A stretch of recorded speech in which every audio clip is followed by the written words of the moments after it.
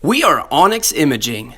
We are the highest rated and most reviewed printer service center in Oklahoma. Hi, my name is John with Onyx Imaging. Today we're going to take a look at this HP M251. We're going to show you how to locate your status supply page.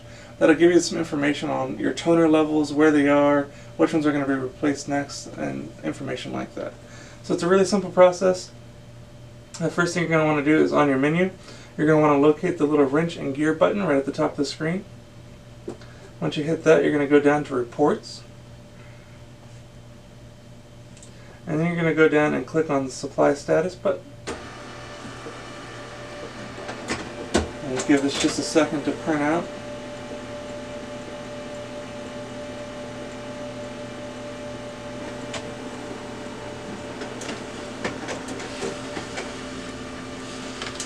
Alright, once it prints, you'll see it shows a status bar for each color of toner that you have inside the machine.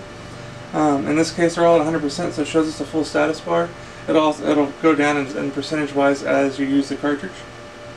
Now, if you don't have a status bar, if there's just an attention message, then that's going to mean that you're under 10%. It's going to be time to replace that cartridge.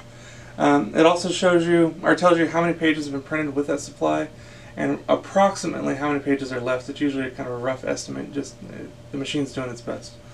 But other than that, there's quite a bit of useful information on here. And if you need a cartridge replaced, feel free to give us a call. We can help you out with your supply. And other than that, you should be good to go back in printing. Thank you. Thank you for watching.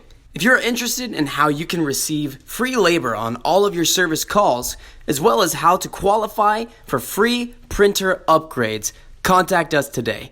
We are here for all of your printer and office supply needs.